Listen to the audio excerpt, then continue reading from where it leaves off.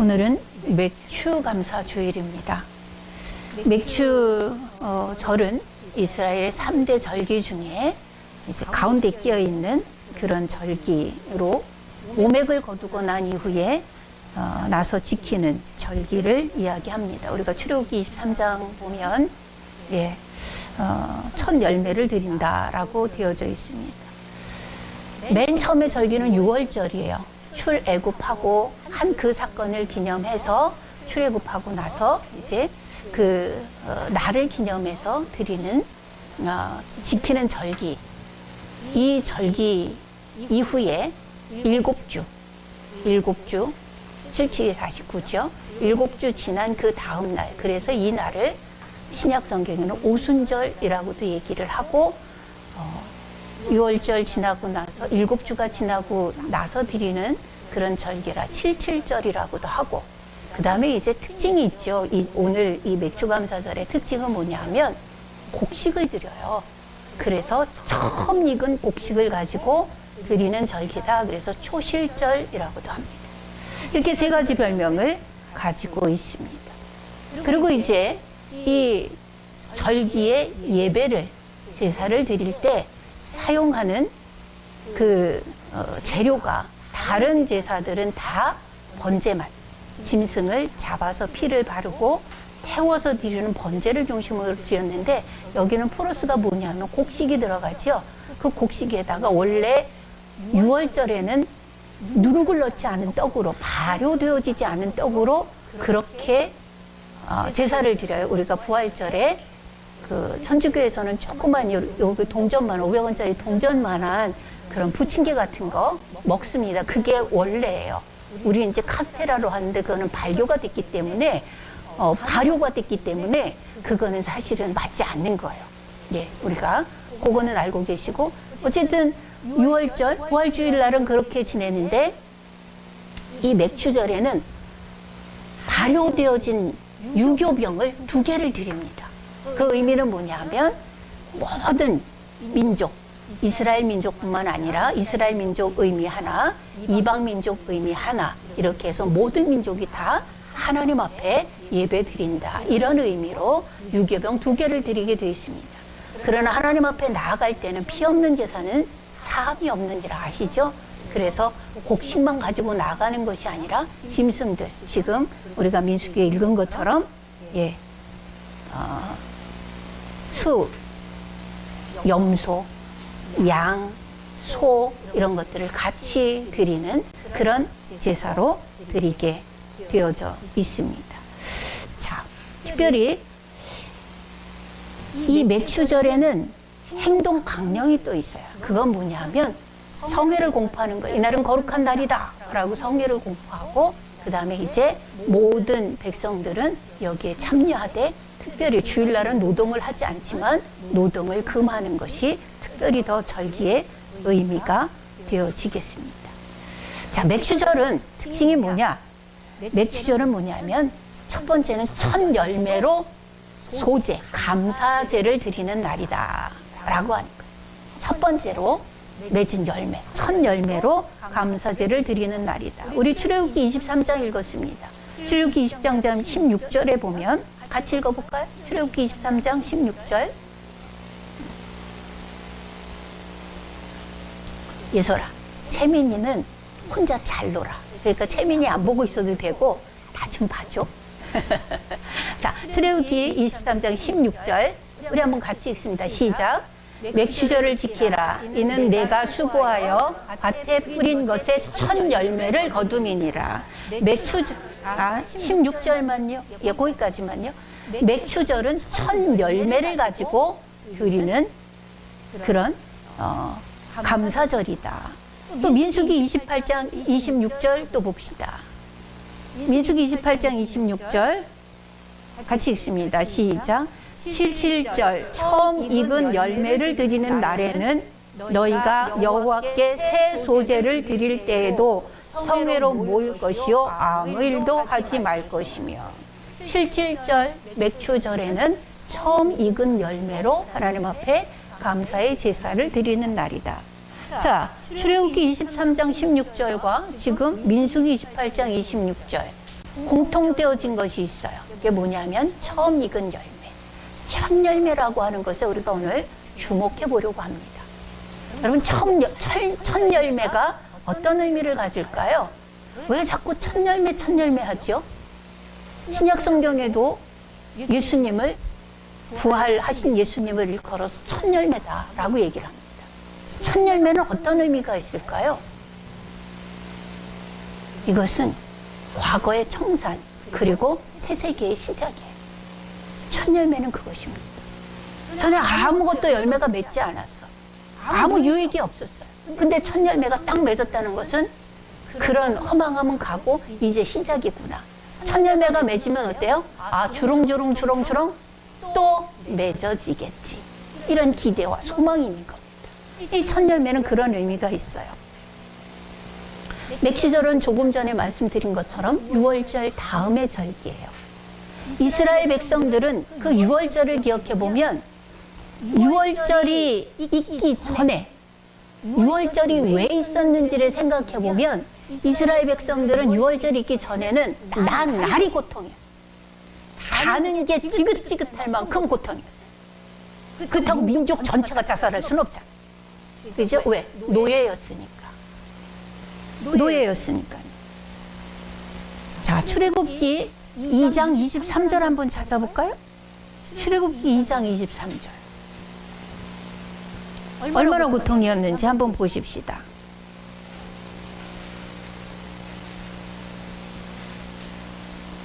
같이 읽어요. 출애굽기 2장 23절. 시작. 여러 해 후에 애굽 왕은 죽었고 이스라엘 자손은 고된 노동으로 말미암아 탄식하며 부르짖으니 그 고된 노동으로 말미암아 부르짖는 소리가 하나님께 상달된지라. 아멘. 자, 그거 이렇게 넘기고 출애굽기 3장 10절 7절부터 10절도 봅시다.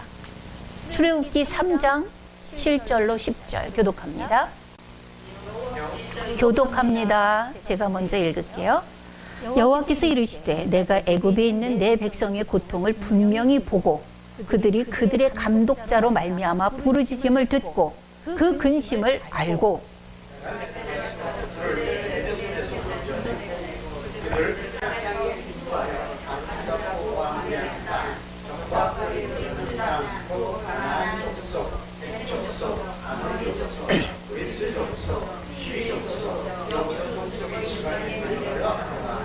이제 가라. 이스라엘 자손의 부르짖음이 내게 달하고 애굽 사람이 그들을 괴롭히는 학대도 내가 보았으니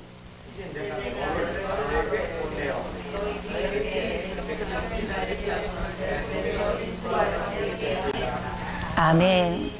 이스라엘 백성들이 애굽에 가게 된 것은 요셉 시절이에요.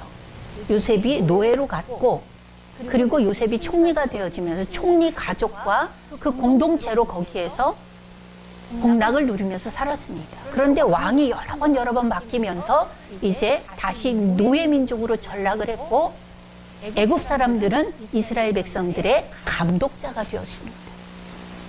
그런데 그냥 감독하고 같이 어우러져 사는 것이 아니라 뭘 했대요? 학대를 내가 보았다. 그렇습니다. 우리 일본 사람들이 일제치하에 우리 조선 사람들을 학대했잖아요. 그죠? 학대했다.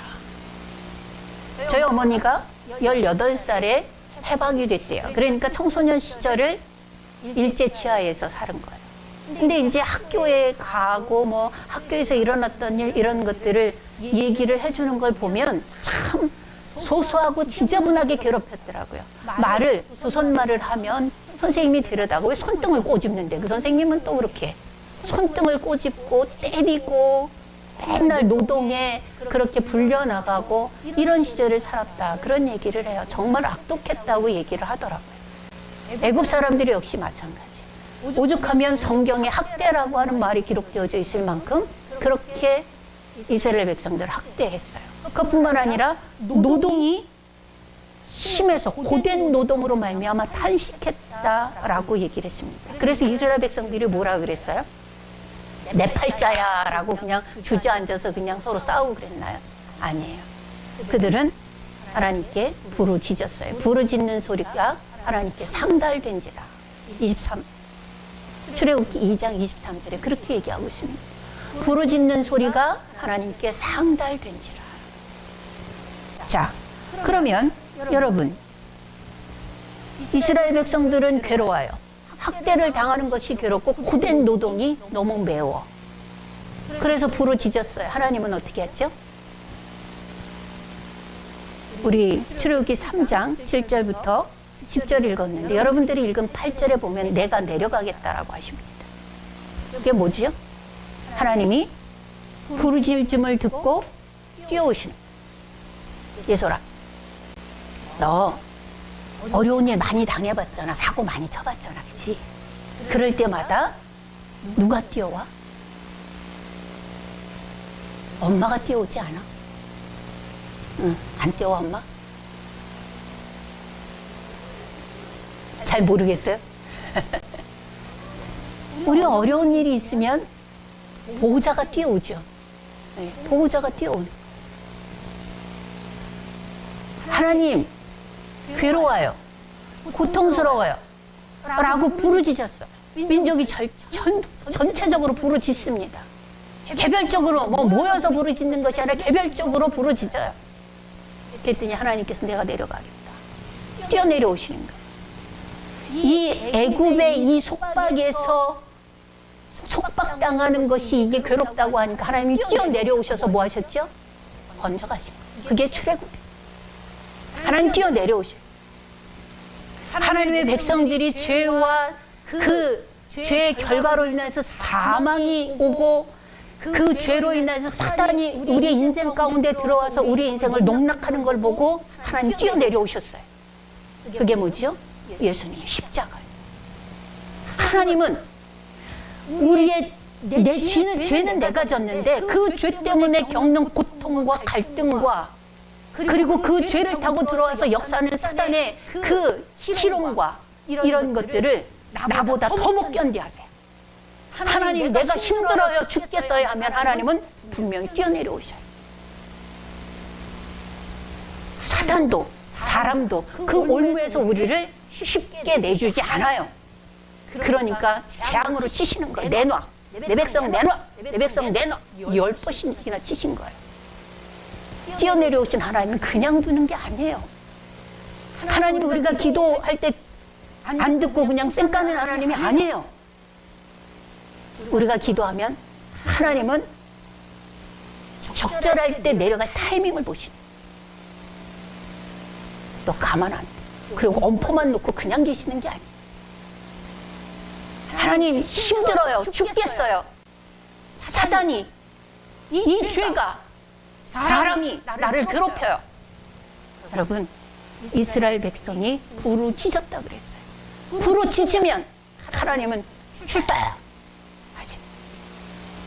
뛰어내려오신다니까요. 보세요, 우리 출애굽 됐잖아요. 출애굽 이 프로젝트가 성공한 프로젝트예요? 실패한 프로젝트예요? 성공한 프로젝트예요, 이거. 이 일을 놓고 예레미야는 뭐라고 그래요? 이 일을 행하시는 여호와, 이를 지어 성취하는 여호와가 이르노라. 이렇게 얘기해요. 이거는 성취한 프로젝트예요. 기어이 꺼내내서 그 소나기에서 그 엄청난 희생을 치르게 하시고 꺼내내서 젖밥꿀이 흐르는 땅에 밀어 넣으셨잖아요. 왜 밀어 넣었다고 제가 표현을 해요? 그곳에는 이미 살고 있는 안악자손 같은 기골이 장대한 백성들이 쫙 퍼져 살고 있었거든요. 오죽하면 이스라엘 백성들이 자기는 메뚜기 같다 그래요. 메뚜기, 고목나무에 붙은 메뚜기. 그 정도로 비교가 될 만큼. 그런데 하나님 거기에 내 백성이야, 내 땅이야, 들어가 하고 밀어 넣으시는 거예요. 온갖 기적을 다 일으키시면서 세상에 여리고성 그 견고한 성을 그냥 와 소리 하나로 그게 무너져요? 성과 성벽과 성벽 사이를 말이 다니고 사람이 거기에서 살 만큼 넓은 그 성벽이 그렇게 무너질 성벽이 아니잖아요. 하나님은 자기 백성의 부르짖음, 자기 백성의 기도 소리, 외침 절대 간과하는 분이 아닙니다. 우리가 기도하면 뛰어내려오세요. 아예 지금은 우리와 함께 하시면서 해결해 나가시죠. 주님, 이거. 그 너무나 육신적인 것으로 뭐 이거 주세요, 저거 주세요, 그것만 하지 마시고 영적으로. 왜냐하면 그 모든 것들이 합해서 하나님 앞에 영광을 올려드려야 되는 거예요. 네, 하나님 앞에 영광을 올려드려야 되니까. 근데 우리의 육신의 일도 이런 것들이 가로막으면 우리가 살아가는데, 그리고 다른 사람들이 볼 때 지장이 있으니까, 하나님의 탁월하심을 보여주기에 어려움이 있으니까, 그런 모든 것들도 해결되어져야 되지만, 여러분들의 기도가 육신적인 것에만 꽂히지 않기를, 그래서 영적인 것까지 넓혀지기를 바랍니다. 네. 자, 하나님은 자기 백성이 기가 막힐 웅덩이에 빠져 있고 수렁에 빠져 있을 때 어떻게 하시죠? 건지신다. 여러분 시편 읽으셨죠? 기가 막힐 웅덩이와 수렁에서 나를 끌어올리시는 하나님. 그래서요, 시편 기자는 뭐라 그래요? 내 발을 반석 위에 다시 세우신다 그랬어요. 끌어올려서 탁 세워. 여러분, 왜 물에 빠진 사람이 왜 죽어요? 허우적거리다가 디디고 설 게 없어서 그래요. 뭐 잡을 것만 있어도 죽지는 않을 텐데, 잡을 것도 없지, 디디고 설 것도 없지, 그러면 허우적거리다가 거기서 죽는 거거든요. 그럼 하나님은 수렁에서 건져내시고, 예, 웅덩이에서 건져내셔서 어떻게 해요? 반석 위에 딱 세우는 거예요. 그리고 이제 훅 숨쉬게. 그렇게 하는 거예요. 그래서 시편 기자들은 그런 찬양을 해요. 저녁에는 울음이 기숙할지라도 아침에는 웃음이 오리로다. 기쁨이 오리로다. 이렇게 고백하는 겁니다. 왜? 하나님이 뛰어내려 오시니까. 죄로 인해서 고통받는 사람들, 사단의 권세 아래 눌려있는 사람들, 길을 몰라서 하나님께로 갈 수 없는 사람들에게 뛰어내려 오셔서 해결하고 열어주신 것이 예수님. 그 이후에 새로운 삶의 터전으로 옮겨주시지. 하나님의 백성이라고 하는, 천국 백성이라고 하는 삶의 터전에 살게 하십니다. 이 새로운 삶의 터전에서 수고해서 얻은 첫 열매를 드리는 것, 새 삶의 아름다운 시작을 선포하는 것, 이것이 맥주 감사 주일이다 라고 하는 거예요. 네.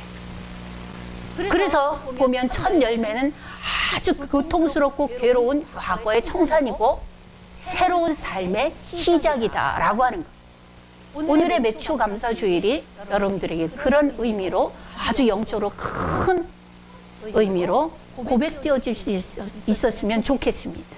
네. 예수님이 부활의 첫 열매라고 하는 것은 우리도 줄줄이 그 뒤를 이어갈 수 있는, 채민아, 예배 드릴 때는 엄마 옆에 가만히 앉아서 예배 드리면 하나님이 너무 예뻐하실 것 같아. 할 수 있을까? 그래, 해보자. 자, 엄마 목 놓고, 엄마 힘들어. 가만히 앉아서 한번 예배 드려보자. 응? 자, 예수님이 첫 열매가 됐다는 얘기는 줄줄이 우리도 열매로 그 뒤를 따라서 부활로 맺어질 거다라고 하는 거예요. 네. 죄와 사망으로 인한 그 과거의 어려움을 완전히 청산하고 새로운 삶의 시작, 이것이 첫 열매의 의미입니다. 맥시절은 그런 신앙의 의미로 드리는 거다, 감사절이다 라고 하는 거예요. 두 번째 맥주절의 특징은 뭐냐 하면, 맥주절에 드리는 그 곡식, 예물은 억지로 법에 의해서가 아니라 자원하는 예물로 드리는 거다. 여기 보면 우리가 출애굽기 23장도 읽었고, 예, 민수기 28장도 읽었습니다. 거기에 보면 자원하는 예물로 소제라고 하는 얘기가 나와요. 소제가 청소하는 게 아니고, 예, 소제는 뭐냐면 곡식으로 드리는 제사인데, 그 곡식으로 드리는 제사인데 자원에서 감사로 드리는 감사제를 소제라고 얘기해요. 예. 그런데 어떤 제사도 피 없이는 하나님 앞에 나갈 수가 없어요. 짐승을 잡아야 돼요? 지금은 우리가 피 없이 나오지요. 그러나 무엇으로 와요? 예수 그리스도의 보혈을 의지해서 나오는 거예요. 하나님 앞에. 예수 그리스도의 보혈이 없다면 이것은 행사예요. 예, 이것은 행사예요. 그러나 예수 그리스도의 보혈로 나왔다면 이것은 하나님 앞에 교통이에요. 하나님과 교제예요. 의미예요. 자발적으로 드리는 감사의 제사가 소제다. 이 맥추절에 드리는 예물은요, 자원에서 감사로 드리는 거지 습관으로 드리는 거. 아, 감사절이 왔구나. 감사절에는 나는 돈 얼마 드려 땡. 그러면 그거는 예물이 아니다. 예. 자원에서 드리는 것. 감사는요, 누가 한다 그래서 따라서 할 수 있는 것도 아니고 흉내내는 것도 아닙니다. 감사 많이 하시는 분들이 있어요. 예물을 얘기하는 것만은 아니에요. 입으로도 그렇고 늘 마음으로 들었고 하나님 앞에 감사. 아, 이것도 하나님의 손길, 이것도 저것도 감사. 그게요, 얼마나 큰 능력인 줄 아세요? 여러분? 네, 여러분들이 입에다 감사를 달고 사셨으면 좋겠어요. 그건 사단을 이기는 능력이 돼요. 예, 사단을 이기는 능력이 돼요. 아, 내가 감사한다는데, 이것도 감사한다는데, 아픈 것도 감사하다는데, 이 와중에 내가 예배 나올 수 있는 것도 감사하다는데 어떻게 어떤 통로로 역사를 할 거야? 징징거려야 역사를 하죠. 사단은 징징이를 굉장히 좋아해요. 사단하고 친구하려면 징징거리시고, 사단을 물리쳐 승리하는 삶을 살려면 감사하시고 이러면 돼요. 감사는요, 흉내내는 것도 안 되고 따라하는 것도 안 돼요. 그거는 하나님 앞에 나를 비춰봤을 때 참 하나님의 손길이 느껴질 때 진솔한 고백이, 그것이 감사인 거예요. 네? 진솔한 고백이 감사인 거예요.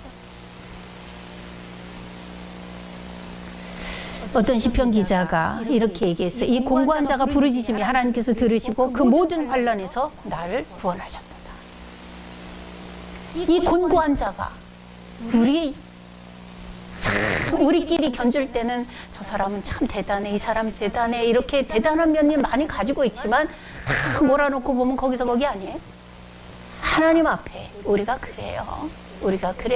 나한 놈도 그렇고 모질한 놈도 그렇고, 예, 이 안에서 우리가 모두를 하나님의 형상으로 보는 게 은혜지.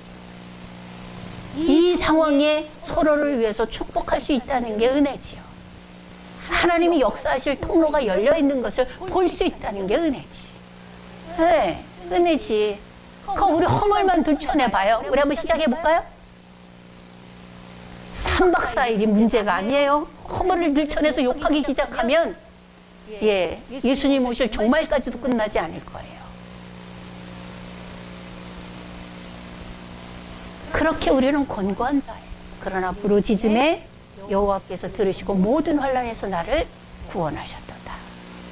네, 이것이 감사하면 하나님 앞에 감사의 제사를 드릴 수 있으니까. 이 고백이 있는 자가 진솔한 감사를 할 수 있으니까. 감사는 하나님께 나아가는 길이에요. 감사는 하나님의 역사의 통로예요. 감사는 내가 사단과 세상을 이길 능력이에요. 그래서 바울 사도가 빌립보서 4장 6절로 7절에 그런 말씀을 했어요. 아무것도 염려하지 마라. 왜요? 빌립보서는 한번 기억해 보세요. 어떻게 쓰여진 서신인지. 빌립보서는 사도 바울이 감옥에 갇혀 있을 때, 옥중 서신이에요. 감옥에 갇혀 있을 때 빌립보 교인들에게 보낸 편지예요. 빌립보 교회는 큰 교회가 아니에요. 작은 교회예요. 그런데 이 사도 바울의 사역을 평생 섬겨요. 도와요. 물질로 돕고 사람으로 돕고 계속 도와요. 그런데 감옥에 갇혔어요. 옥바라지까지 해요. 이렇게 했던 빌립보 교회거든요. 그러면 때로는 어떤 사람들은 이런 사람들 없을까요? 반짝반짝? 마음이 반짝반짝? 그지요? 이게 옳으냐? 그만두자. 하나님이 치신 거다. 이런 얘기 안 나오겠어요?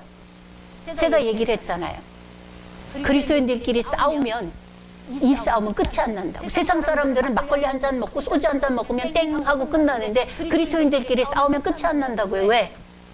다 옳음을 가지고 싸우니까 그래. 너도 옳고 나도 옳고 나는 옳아.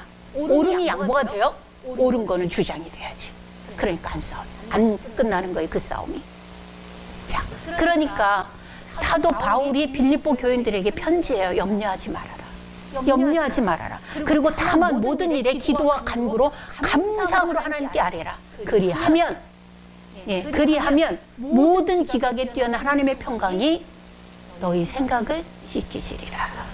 흔들리지 않고 지켜주실 거다. 이런 얘기를 합니다. 감사는요, 역사의 통로예요. 예, 감사는요, 능력의 통로예요.